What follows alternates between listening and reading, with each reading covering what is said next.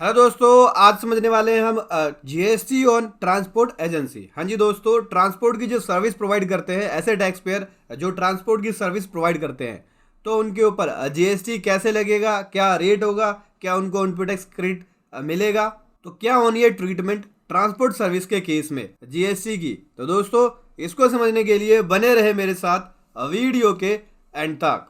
GST on goods transport agency. हाँ जी दोस्तों, आज हम समझेंगे कि गुड्स ट्रांसपोर्ट एजेंसी के ऊपर किस प्रकार से जीएसटी की ट्रीटमेंट होनी है, कैसे यहाँ पे जीएसटी लगाया जाएगा, या टैक्स लायबिलिटी दिखाएंगे या आईटीसी क्लेम करेंगे।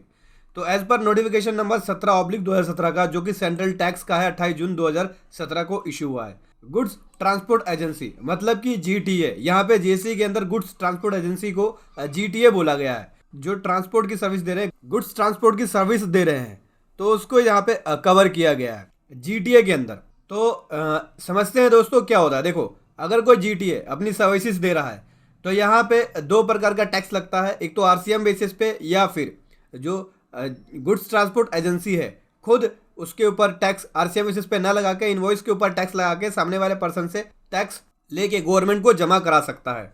तो दो कंडीशन है, एक आरसीएम बेसिस है और एक खुद टैक्स लगा के जमा करा सकता है। तो पहले कंडीशन में समझेंगे हम आरसीएम बेसिस पे। आरसीएम बेसिस का मतलब हो गया रिवर्स चार्ज मैकेनिज्म। जब यहाँ पे कोई गुड्स ट्रांसपोर्ट एजेंसी जीटीए अपनी सर्विस प्रोवाइड कर रहा है, ट्रांसपोर्ट की सर्विस, और उस केस में जो टैक्स की लायबिलिटी होती है वो सामने वाले पर्सन पे आ जाता है आरसीएम के अंदर। क्योंकि रिवर्स चार्ज मैकेनिज्म का मतलब हो गया कि सामने वाला पर्सन आपके बिहाफ पे टैक्स जमा कराएगा।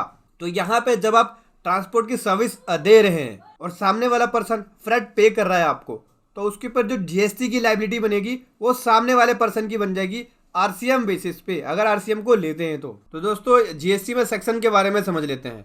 तो section 9 of the CGST act 2017 के हिसाब से आरसीएम के अंदर कवर होता है ट्रांसपोर्ट सर्विस।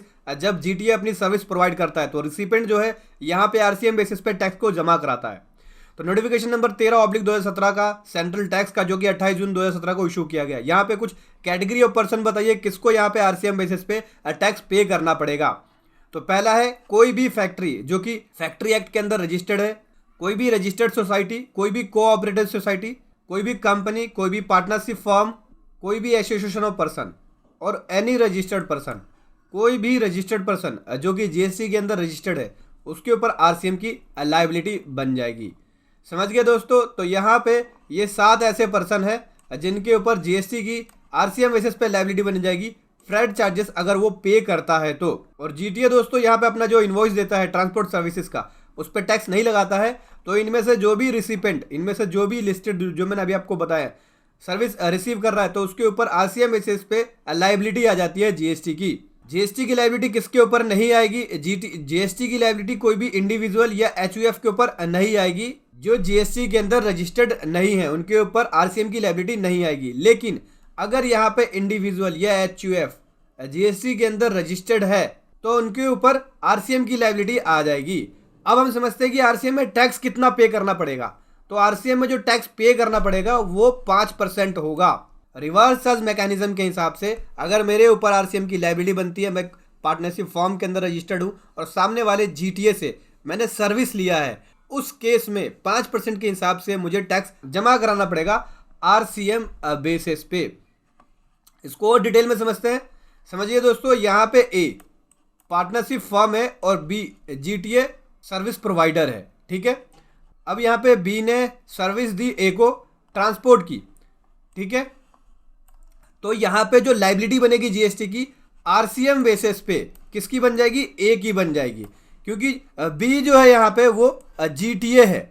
ठीक है, गुड्स ट्रांसपोर्ट एजेंसी, और ये सर्विस दे रहा है ए को।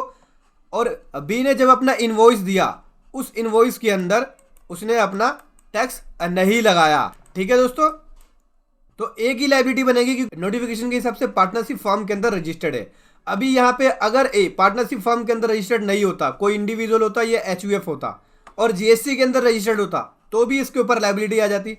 ठीक है, और इंडिविजुअल या एचयूएफ है और जो जीएसटी में रजिस्टर्ड नहीं है, तो यहाँ पे जो टैक्स लायबिलिटी आएगी वो बी की आएगी। ठीक है, क्योंकि ये रजिस्टर्ड पर्सन नहीं है और जीएसटी जमा कराने के लिए आरसीएम बेसिस पे रजिस्टर्ड होना पड़ता है।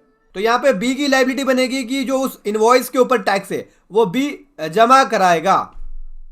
उसके बाद बात करें दोस्तों, यहाँ पे अगर आरसीएम बेसिस पे टैक्स जमा होता है जीटीए का, जो जीटीए सर्विस प्रोवाइड कर रहा है, अगर आरसीएम के अंदर है, जो टैक्स पेबल है वो आरसीएम के अंदर है, तो यहाँ पे जो सप्लायर है सर्विसेज का, कौन सी सर्विसेज का, जीटीए की जो सर्विस दे रहा है उसका, वो यहाँ पे एलिजिबल नहीं होगा इनपुट टैक्स क्रेडिट को लेने के लिए। ठीक है, इस तरह की सर्विसेज का मतलब कि अगर जीटीए, यहाँ पे जो जीटीए है वो सर्विस दे रहा है और यहाँ पे जीएसटी अगर आरसीएम बेसिस पे किया जा रहा है रिसिपेंट के द्वारा, तो उस केस में जो जीटीए है वो इनपुट टैक्स क्रेडिट नहीं ले सकता अगर 5% पे करता है। तो ध्यान रखना, 5% पे करता है तो नहीं ले सकता।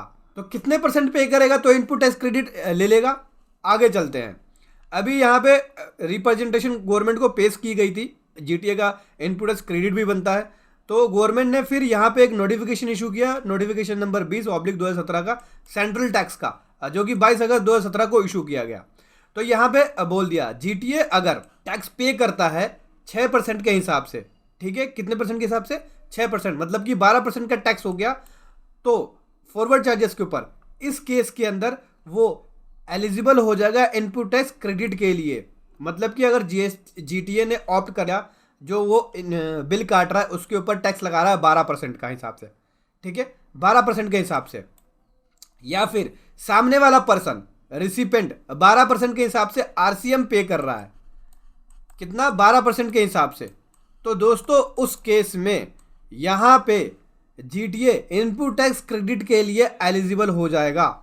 मतलब अगर यहाँ पे टैक्स पे किया जाता है 12% के हिसाब से, चाहे वो आरसीएम बेसिस पे करे या फिर जीटीए अपने इनवॉइस में चार्ज करके पे करे, तो 12% वाले स्कीम के अंदर वो इनपुट टैक्स क्रेडिट को ले लेगा। मतलब यहाँ पे दो स्कीम है, 5% और 12%। 5% का टैक्स जमा हुआ जहाँ पे रिसिपेंट आरसीएम बेसिस पे जमा करा रहा है, या फिर जो ट्रांसपोर्ट एजेंसी है वो अपने इनवॉइस के ऊपर 5% का टैक्स लगाता है, तो उस केस में जो ट्रांसपोर्ट एजेंसी है, जीटीए है, आईटीसी नहीं ले सकता, इनपुट टैक्स क्रेडिट नहीं ले सकता।